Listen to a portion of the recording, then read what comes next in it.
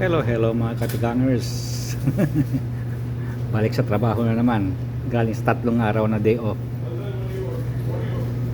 Ito yung aking kakainin, yung walang kamatayang oatmeal na may raisin at saka mayonnaise.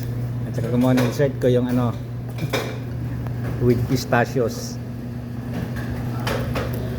Yung honey ko, andi dito rin.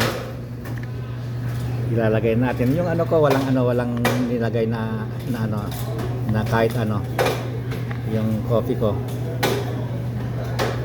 Kaya ngayon ilagay na natin yung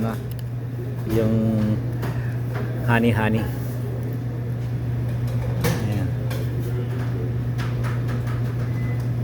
Para makakain na at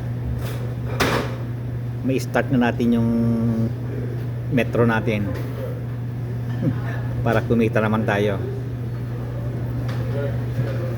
Medyo maaga ako ngayon kasi gray flag kami.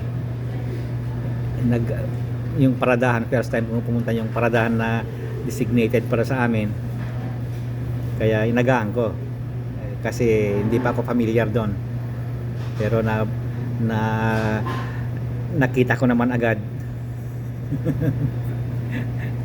Pagpasok mo kasi, pag mo sa kalsada, pag left turn ko kanina, meron ng pababa ka agad dun sa kalsada na hindi ka nag-exit sa kalsada, may pababa na ka agad na sa gilid na paradahan. Pero ma-outpost doon, may sundalo.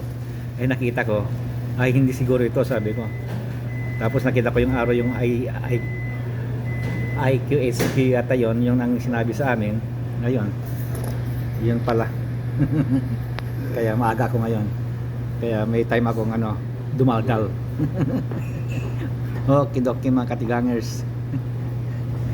Kainan na. Bye bye.